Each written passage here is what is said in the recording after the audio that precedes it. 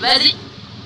Bonjour tout le monde, mon nom c'est Anouk, je suis la chargée de projet de la Fondation Coule pas chez nous. Ce matin, on est à Québec, devant l'Assemblée nationale pour lancer notre nouvelle campagne Gaz Jurassique. Donc, merci d'être là avec nous et de nous suivre, puis on commence.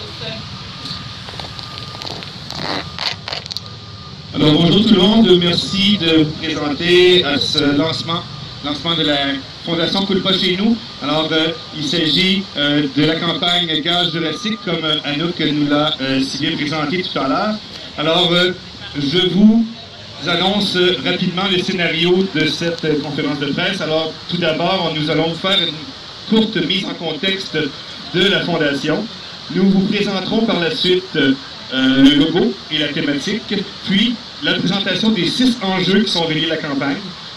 Ensuite, la présentation des outils de cette campagne-là pour terminer avec une période de questions. Alors, sans plus tarder, j'inviterai Mme Audrey Yank de la Fondation Coule pas chez nous de venir nous faire une petite mise en contexte. Bonjour tout le monde, merci d'être là ce matin. Coule pas chez nous a été fondée en 2014 avec le lancement de la première campagne pour le transport du pétrole non conventionnel de l'Alberta par la ligne 9B et l'Oléoduc Énergie Est. Depuis, avec la victoire Énergie Est qu'on a tous réussi ensemble avec la mobilisation au Québec, maintenant on passe à une nouvelle mission. Coule pas chez nous va s'attaquer à l'enjeu des hydrocarbures en général au Québec, de la phase d'exploration, d'exploitation, en passant par son transport également. Coule pas chez nous, c'est la mobilisation citoyenne par les citoyens, pour les citoyens. L'objectif de sensibiliser, d'informer la population sur ces enjeux-là pour être capable d'agir, de se mobiliser avec des outils pour aller voir les élus, aller voir les gens de l'entourage pour créer une mobilisation citoyenne forte. Coule pas chez nous, depuis ses débuts, c'est des campagnes citoyennes originales, des campagnes citoyennes qui frappent, qui passent un message fort. Au début, ça a été avec la campagne originale de Coule pas chez nous. On est passé ensuite à Coule pas dans nos cours d'eau. On est ensuite passé au huard englué avec des milliers de dollars qui circulent au Québec avec des collants de huard englué. Et puis ensuite, je vous présente maintenant, on est prêt à vous présenter aujourd'hui la nouvelle campagne de Coule pas chez nous. Merci d'être là.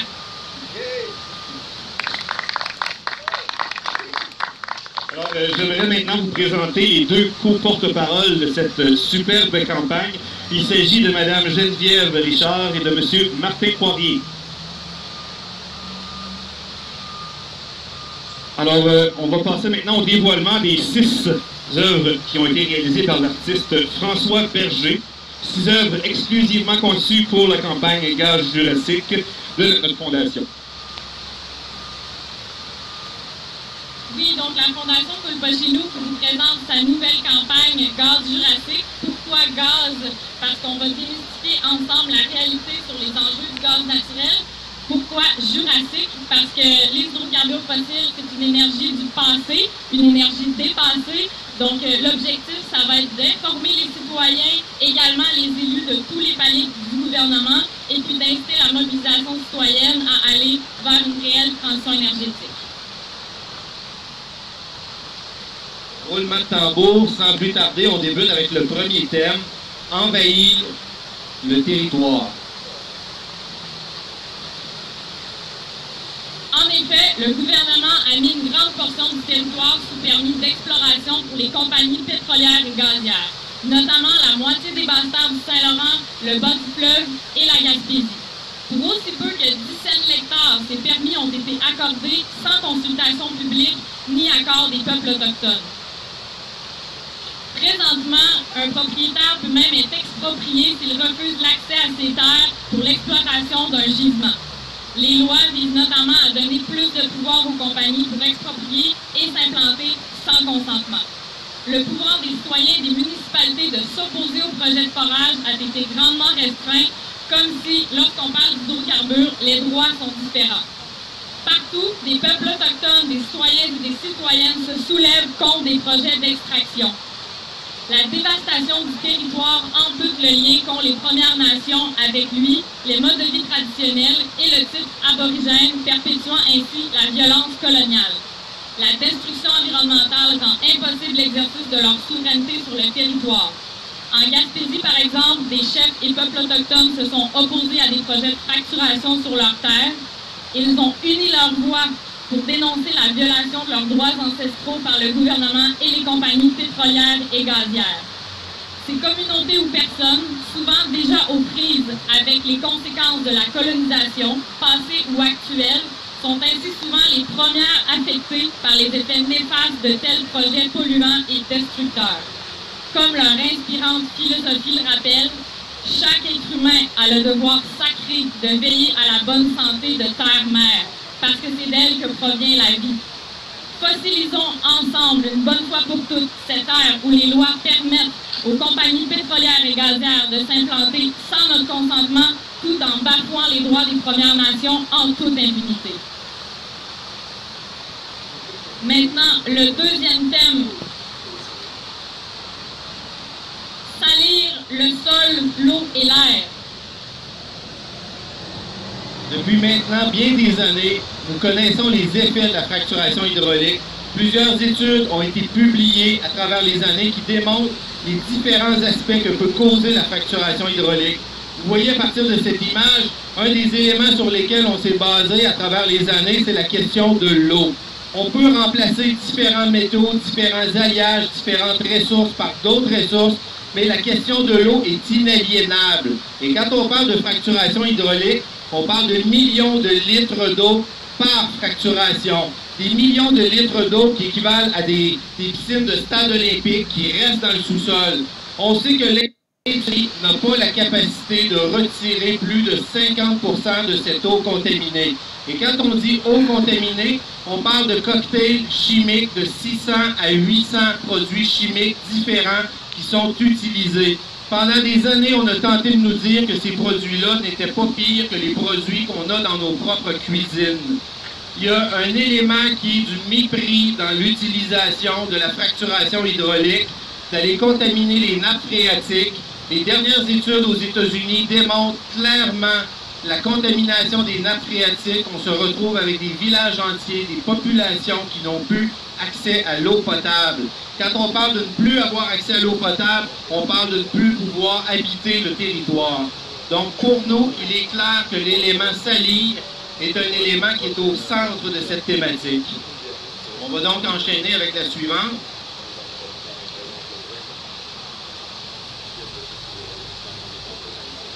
Fuir. Laisser fuir du gaz. Sans aucun doute, le gaz naturel fossile fuit à toutes les étapes de son cycle de vie, de la production jusqu'au réseau de distribution. Quand on sait qu'il y a énormément d'étapes nécessaires à l'extraction de ce gaz, on sait qu'il y a autant de sources de fuite. Les puits de forage abandonnés se dégradent et finissent par laisser fuir ce qui reste de gaz dans le sol. Le gaz naturel fossile est aussi dommageable, plus dommageable en fait que tous les hydrocarbures, y compris le charbon. Pourquoi?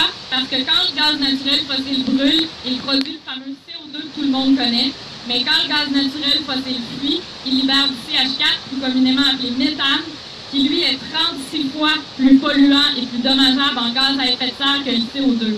L'impact des fuites est donc majeur dans le bilan environnemental de ce produit. On estime qu'il y a jusqu'à 9% du gaz naturel fossile qui va fuir au lieu de brûler, ce qui en fait un combustible plus dommageable que le charbon pour le climat. On estime qu'il y a environ 700 puits abandonnés dans la vallée du Saint-Laurent présentement. À Bécancour, en 2014, une démonstration avait été faite aux médias par l'Association québécoise de lutte à la pollution atmosphérique et un regroupement citoyen, durant laquelle ils ont réussi à gonfler un sac d'1 pied cube en seulement 2 minutes et demie, seulement en raison du gaz qui s'échappait d'un puits abandonné.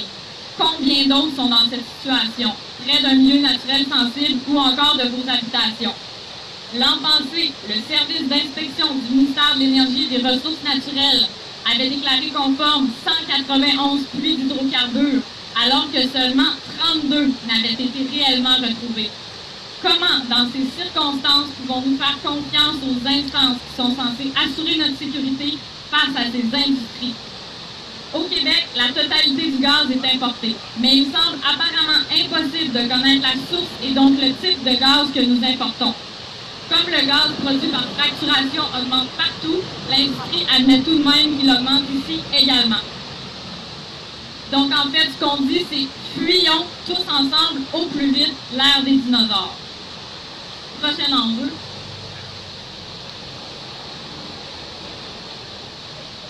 Faire rôtir la planète. Vous n'êtes pas sans savoir avec cette image que ces dernières années, nous ne nous adaptons pas au changement climatique, nous subissons les changements climatiques. L'engagement de nos différents gouvernements au niveau de l'accord de Paris, la COP 21, démontre clairement que le concept de retire pour nous atteint des sommets qu'on n'aurait pas imaginés à ce moment-ci. Et quand on pense à l'Agence internationale de l'énergie, eux-mêmes reconnaissent que le gaz naturel ne fait pas partie de la solution au niveau du transport. Et quand on regarde le Québec, particulièrement le profil du Québec, avec l'hydroélectricité, les différentes énergies renouvelables, on est en surplus hydroélectrique. L'avenir pour le Québec réside dans l'électrification de nos transports, dans la microénergie, les mégawatts.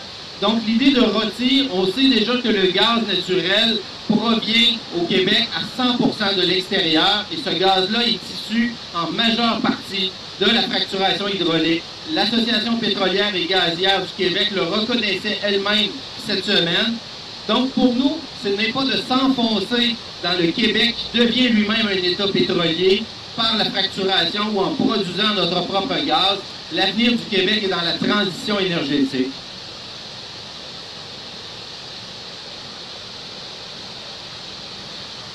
Je vais donc enchaîner sur le thème suivant, mentir.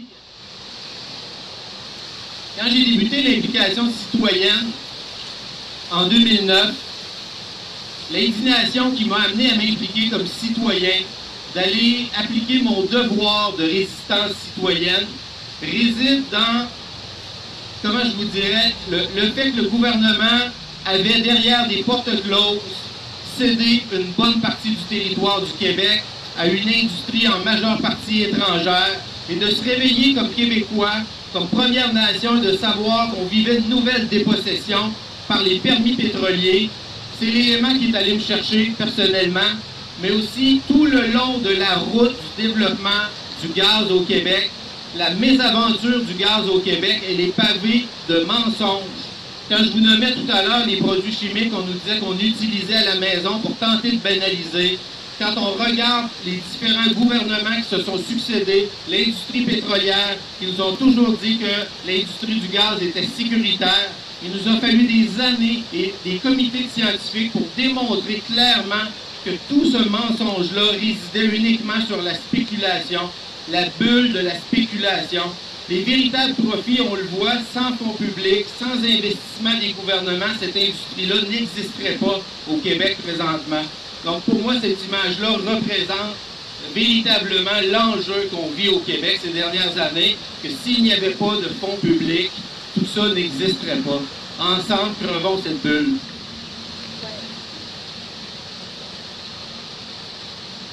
Le dernier thème, et non le moins, ralentir la transition.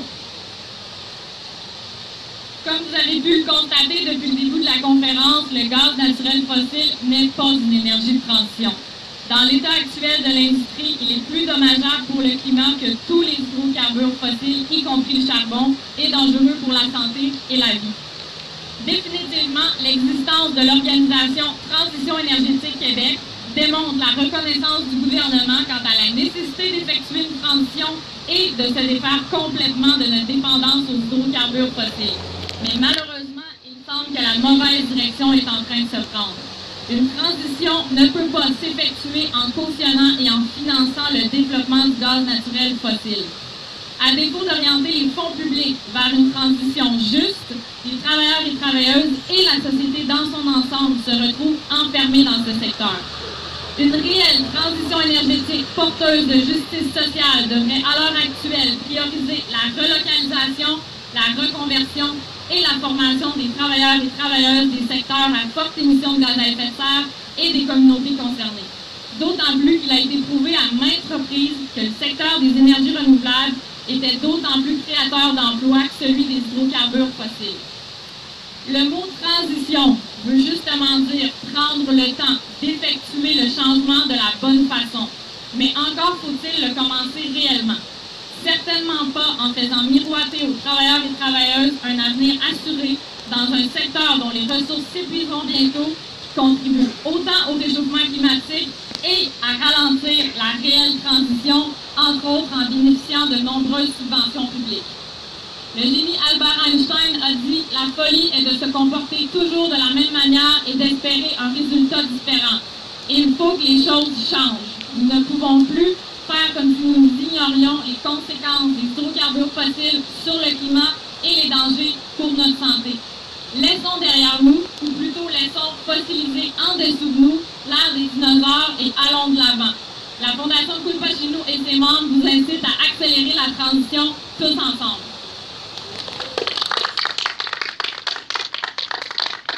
Merci beaucoup. Belle présentation. Alors, messieurs, mesdames les journalistes, pour nous, ce qui est à retenir, donc les deux axes de communication importants sont, premièrement, que le gaz naturel n'est pas une énergie propre et que, deuxièmement, nous devons absolument cesser de financer à grands coups de fonds publics cette industrie qu'on doit laisser derrière nous. Alors, voilà.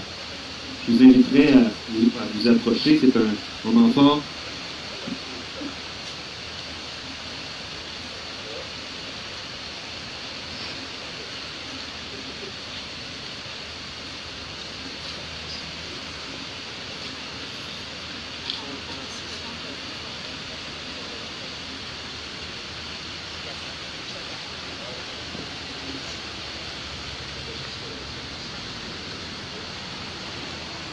Comme vous pouvez le constater, nous avons décidé de mettre l'accent sur le visibilité qui passe entre autres par des t-shirts qui portent chacun des thèmes différents, de cette campagne. Donc les t-shirts, c'est pour se rassembler, vous pouvez les commander sur le site Culpa chez nous. On a pensé aussi à préparer des autocollants, lesquels autocollants contribuent aussi à la promotion. Puis au fait de soutenir, je participe à cette campagne, je suis un membre de Culpa chez nous, pas nécessairement un membre de Culpa chez nous, mais je crois qu'il faut vraiment laisser derrière nous les énergies fossiles. Nous avons aussi un macaron qui est super, c'est un macaron implanté. Alors vous pouvez le porter fièrement à la boutonnière et lorsque vous en aurez marre, vous pourrez le planter en enlevant la prise de palette en arrière et il vous donnera une surprise, une fleur ou un légume, on ne sait pas trop, mais ça sera très bien. Et l'autre aspect important des outils professionnels qu'on a développés, c'est qu'il est important surtout d'informer la population. Alors il y a deux documents qui permettent ce travail-là. Le premier est une petite brochure qui rassemble les dessins et les différents dessins que vous avez vus jusqu'à présent avec des explications. C'est une vulgarisation de tout ce qui a été dit jusqu'à présent. Et si vous désirez aller plus loin, débattre en famille et essayer d'aller trouver de l'argumentation, il y a ce feuillet scientifique dans lequel, avec des textes qui expliquent un peu plus profondément ce qui a été développé dans la brochure, plus les références que vous trouverez en allant sur le site de Culpa chez vous. Sur le site de Culpa chez vous, vous retrouverez tous ces produits promotionnels, tous ces outils d'information, et vous pourrez aussi faire un don si ça vous intéresse, si vous y pensez. Merci. Alors, vous avez reconnu Mme Patricia Posadas qui nous a présenté les outils de promotion pour cette superbe campagne. Alors, voilà, nous allons vous dévoiler maintenant, vous montrer une vue d'ensemble des affiches de la campagne.